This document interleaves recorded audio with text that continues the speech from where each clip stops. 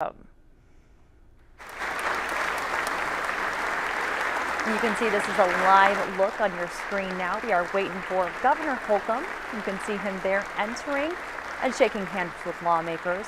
He's going to make his way up to the podium and we're going to listen in.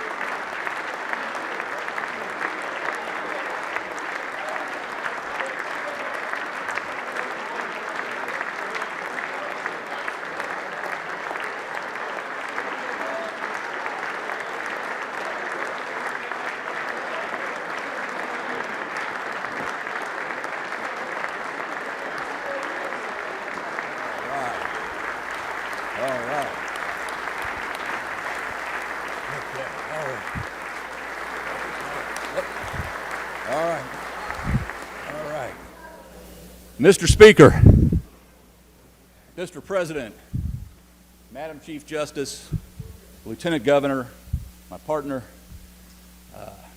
members of the General Assembly, and my fellow Hoosiers, it's a real honor and privilege to report to you once again on the state of our state, a state that is so beloved, that we share so much in common as Hoosiers about how we can make it just even a better place to live and work and build a future. Please understand one thing up front. I intend to work even harder over the next 2 years than I have at any other time to continue to improve our prospects for every single person who calls Indiana home.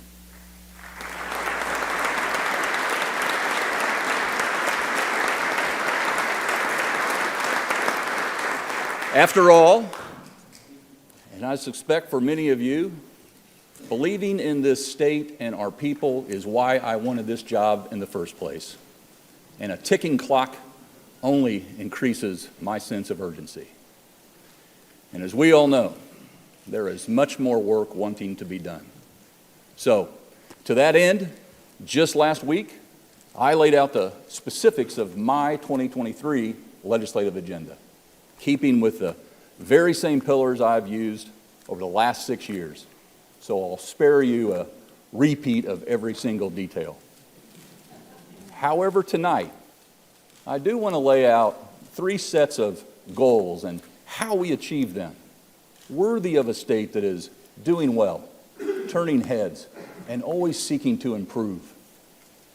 1, let's secure Indiana's place in the economy of the future. 2, let's transform the delivery of public health access across the state from how it was structurally designed over a century ago. And 3, let's continue to make unprecedented investments in the classrooms of Indiana's schools, from pre-K through K through 12, through college, and all the various adult learning pathways we offer. And here's why we can do all of these 3 things at the levels I proposed in my budget last week. Recall when I stood right here in 2017, our revenues were roughly $15.5 billion. By the end of fiscal year 2022, revenues had grown to over $21 billion. That's almost $6 billion, and we've controlled the size of government along the way.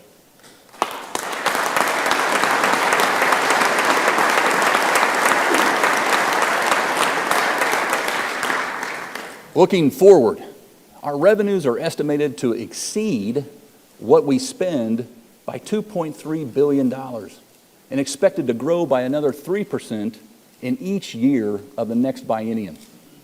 Ladies and gentlemen, because of our strategic collaboration, Indiana has become known for our responsible budgets, and this one is no different. We have again proposed to make an additional $1 billion contribution to the pre-1996 Teachers Pension Fund. Since 2011, 30 years have been cut from the time to fully fund this pension, which will free up dollars for other uses beginning in 2029, not 2059. And just since 2017, we've paid down our state debt by 31%.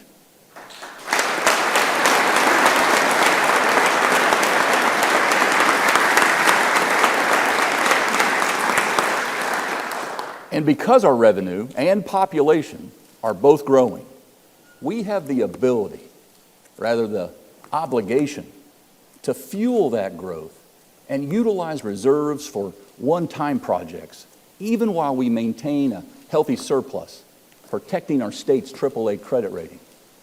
Indeed, the work we've done together has brought us to this position of strength that calls us to invest in what I believe are needs and address head-on both our competitive advantages and disadvantages. Fortunately, because of our growth, we have the financial wherewithal to do so, unlike some other states that balance their books with high taxes and debt. But back home, again in Indiana, last year was the kind of year that would justify some grand language. For starters, again, our revenues increased, our taxes and debt decreased. We're now among the top 5 lowest debt states per capita in the nation.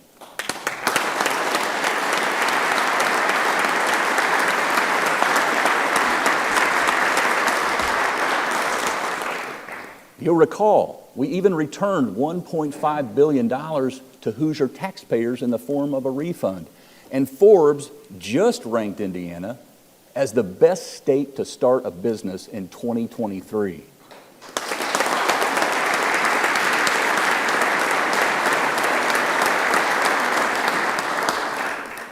Forbes said it best. He said, and I quote, "A business-friendly climate with a low flat tax rate, an above-average business survival rate, and a healthy amount of funding opportunities." Please join me in thanking the legislature for the partnership that helped make all this possible. Thank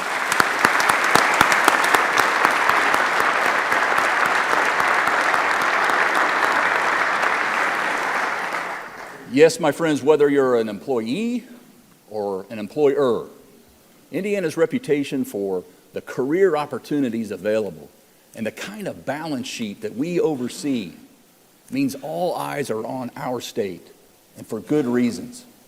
Like for the sheer amount that career creators are choosing to invest in our state. I know I'm a broken record on these broken records, but it bears repeating. The over $22 billion in committed capital invested in 2022 is an all-time record many times over. And much of it will take place in rural and mixed rural areas throughout our state, with hourly wages nearly 40% higher than the state's average. In case anyone is wondering why I travel overseas occasionally, an unprecedented $7.2 billion of that $22 billion came from places all over the world. Rest assured that I bring suits and ties, not shorts and sunscreen. All these investments have a huge impact on Hoosiers throughout our state.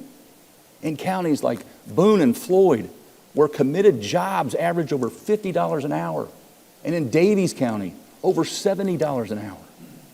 These high-wage job opportunities are the best way to keep our kids close to home, and there's more coming. So let's keep surfing Indiana's wave of momentum and reach $23 billion in 2023, this year.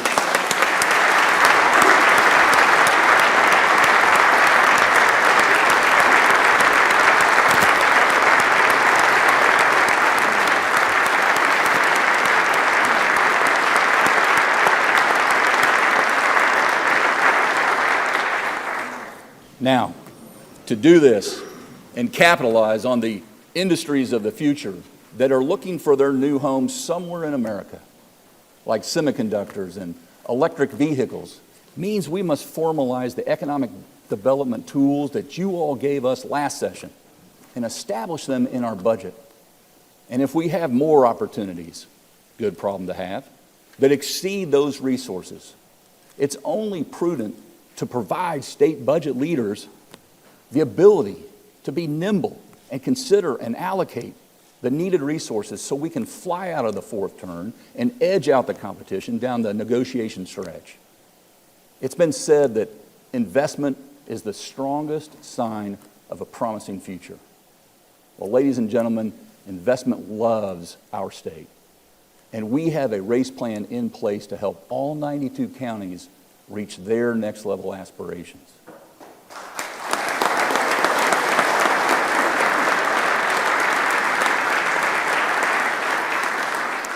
That includes finishing I-69 next year.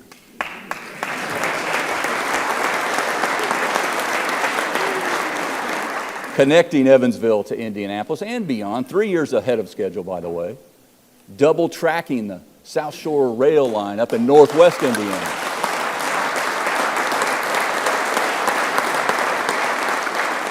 And connecting homes and schools and businesses via broadband internet, even on our most remote terrain. After all, there are autonomous tractors in the field, just as there are robotic assembly lines in our factories that all need to communicate up and down the supply chain.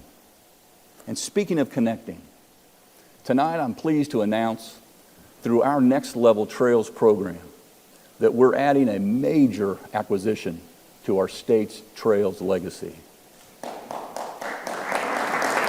Wait for it. Director Dan Bortner and his Department of Natural Resources team led negotiations on behalf of Radius, Indiana, and the city of New Albany with big-time help from Steve Ferguson at the Cook Medical Group to acquire an old abandoned rail corridor running through Clark, Floyd, Washington, Orange, and Lawrence counties. Once completed, this recreational trail that follows the route of the historic Monon Railroad will be 62.3 miles, the longest contiguous multi-use trail in the state. Trails and land conservation are sweet spots for Janet and our dog Henry and myself and a lot more other Hoosiers. No wonder we were recognized last year as the National Rail to Trail Champion and that our state park ends have the highest occupancy rate in the country. With this, yeah, that's it.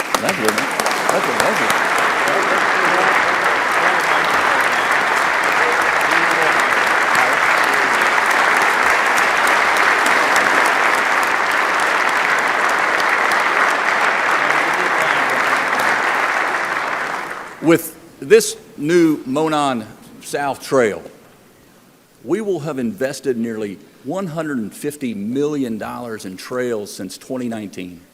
Another great example of the state helping meet the demand to explore and discover in Indiana, right in our backyards.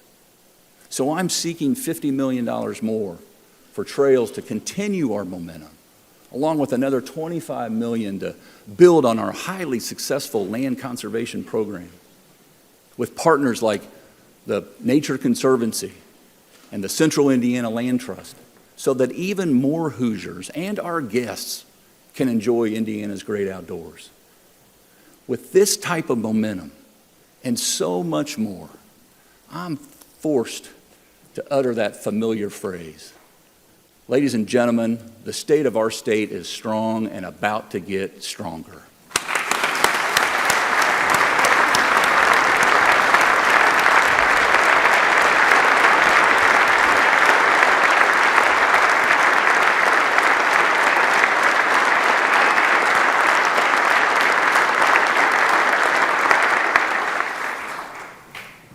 But I don't want that phrase to distract us from my bigger purpose tonight.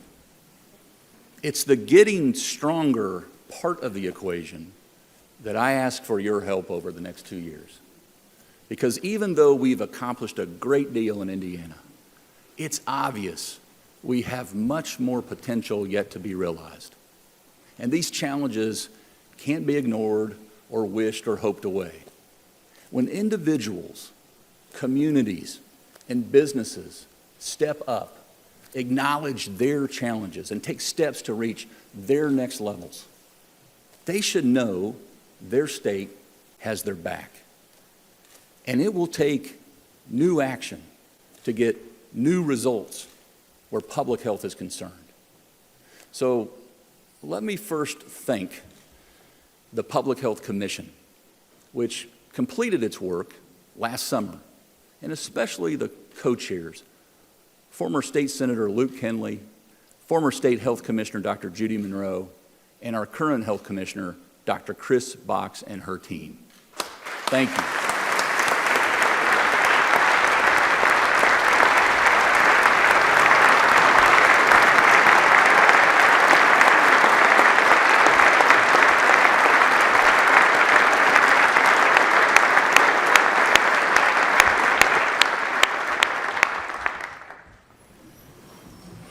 Now, I hate to remind us, but I will.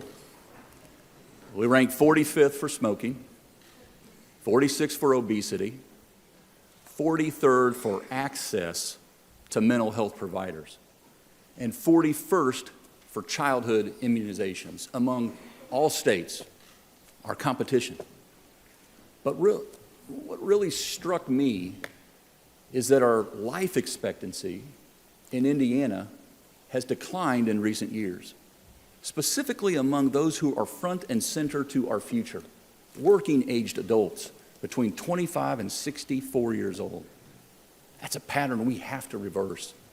And I will politely push and prod and poke everyone I can to adopt the Commission's recommendations, including a significant increase in our state's public health appropriation. $120 million in the first year and $227 million in the second year. Nearly all of these dollars will be deployed locally in your districts where our fellow Hoosiers need them, tailored to the unique circumstances of each community partner. In fact, this initiative will come from the willing counties to design and propose ways to leverage their own funds in an 80-20 state and local mix. Our health and well-being challenges, of course, extend to addressing mental health problems, helping Hoosiers defeat addiction, maternal and infant mortality, and assisting our veterans who face double the risk of dying by suicide than other groups. So our localized pathways to improvement must include programs to attack these issues close to home by building sustainable systems that prevent and respond to a crisis, like our 988 system is doing today, and investing in data-driven, evidence-based community programs with the opioid settlement funds we're receiving now. We don't have a day or a dollar, certainly not a life to waste. So taking the next 4 months to get this right, nothing could be more important.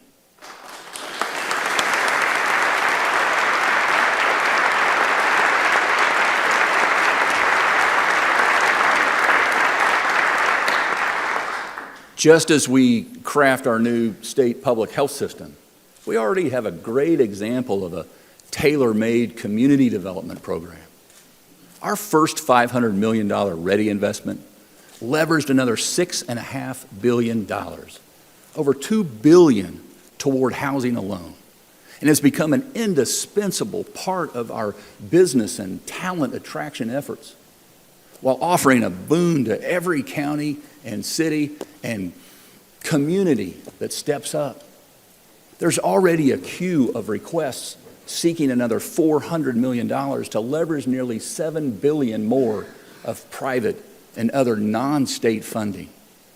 So I'm asking you, the legislature, for another $500 million to launch Ready 2.0 to lock in more transformational projects.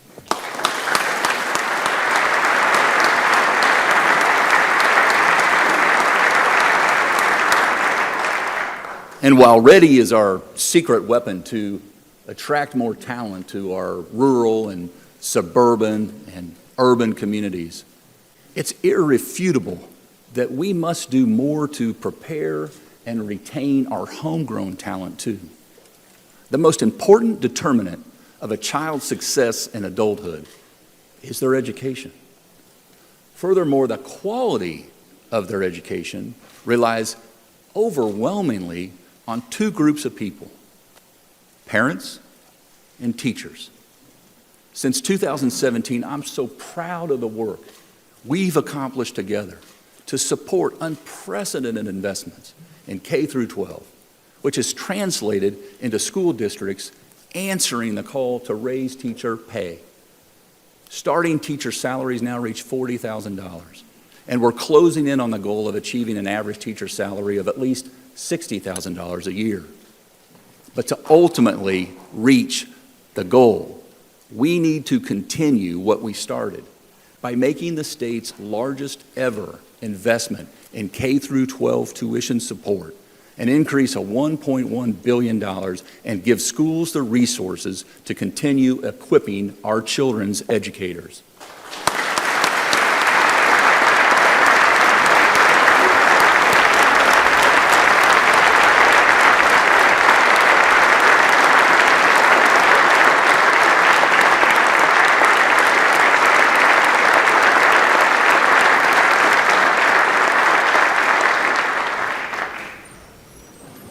Hoosier parents are no more sheltered from the rising cost of living than their child's teachers. And for these parents of school-aged children, fees for curriculum materials essential for in-class instruction can be in the hundreds of dollars each year per child, depending on the district.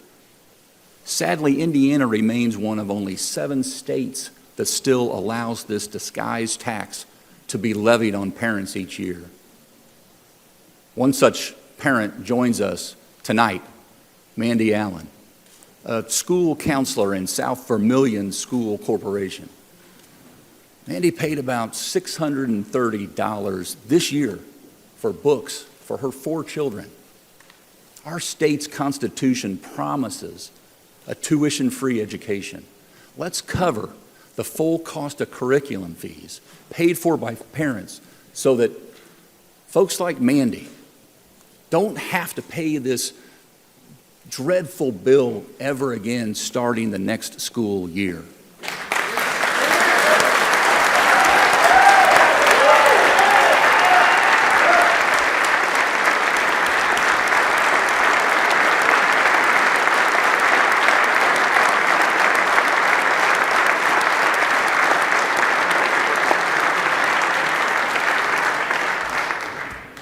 And while parents and teachers are the essential human ingredients in a child's education and curriculum materials are essential for instruction, no child can succeed without the ability to read.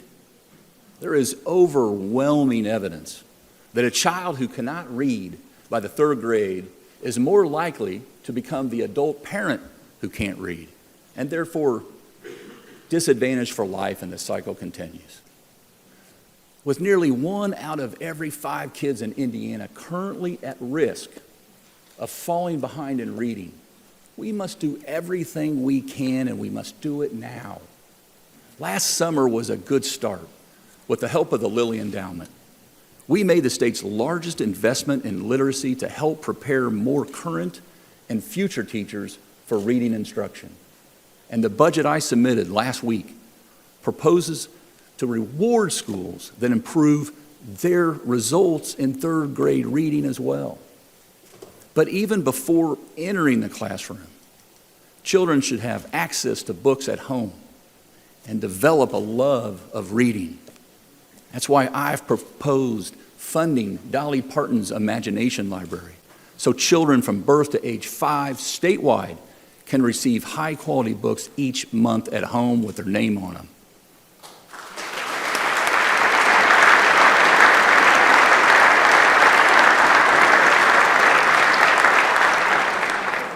Then, at the other end of the public education spectrum, I'm asking the legislature to support a $184 million increase in higher education funding and support the Commission for Higher Education's proposal to reward our world-class universities in our state to help keep their graduates here in careers in Indiana.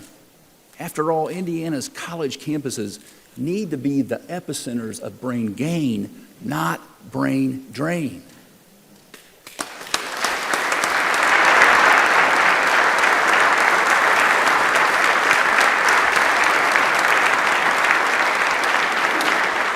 Another pathway to brain gain is enrolling more first-generation and low-income minority college goers, which is why we should support Martin University's mission.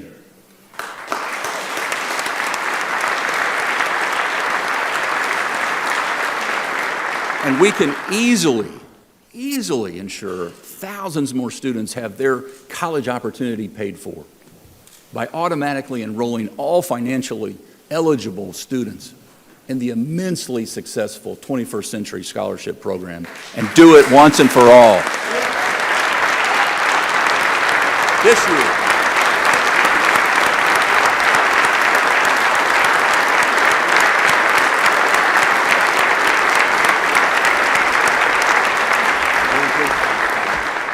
finally, but no less importantly, we must invest in adult learning and workforce training in a variety of tailored ways, including increased support for our Next Level Jobs programs, expanded access to the Excel centers, and a pilot program to incentivize recipients of unemployment insurance to obtain their high school diplomas and then on to a job.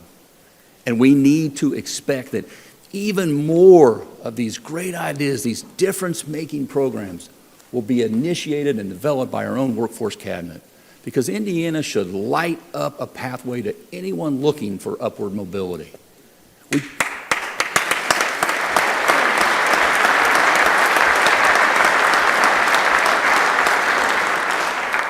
We don't just want everyone in the workforce, we need everyone in the workforce, and by golly, we'll help you get there. At the outset of this address, I mentioned that many of the investments were ones that we needed to make in this budget. And that's only made possible by our careful stewardship to grow the private, not public sector. Yet I'm mindful, as public servants, we must maintain the strength of our good government services that Hoosiers rely on each and every day to grow themselves. And there is no more essential service than public safety. That's why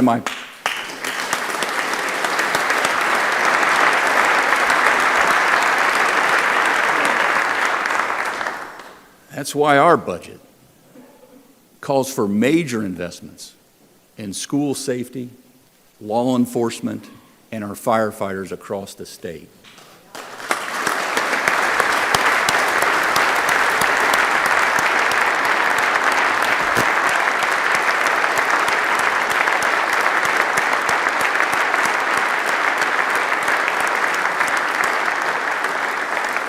Specifically, I am asking you, the General Assembly, pleading with you to join me, increasing school safety grants by 30%, fully funding our courts' request to upgrade technology and make greater use of our problem-solving courts, making investments to finally realize a true statewide firefighter training system, and to buy the necessary protective equipment for our volunteer forces.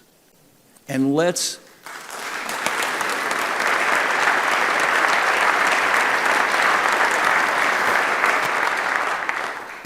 raise the starting pay for Indiana State Police to $70,000 a year.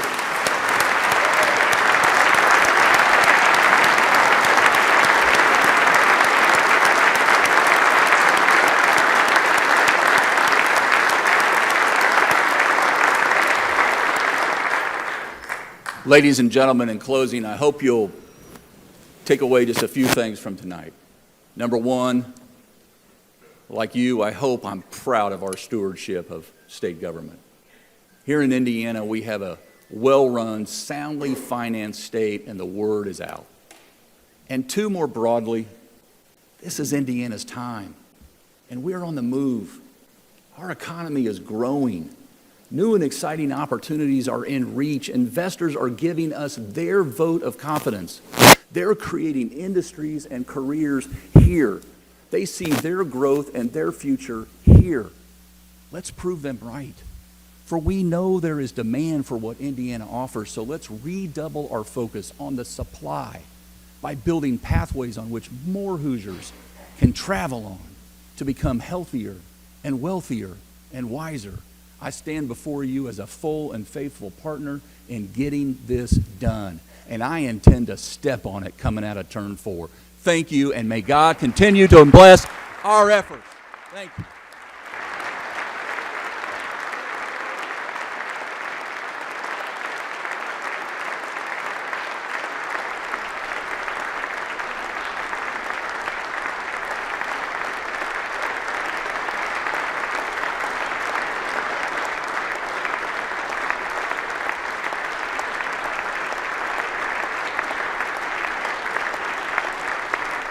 We want to thank you for joining WRTV tonight for Indiana's 2023 State of the State Address. We will have another look at the governor's plan tonight on the news at 11, and you can stay on top of the very latest news anytime by downloading the WRTV mobile app. Have a great evening.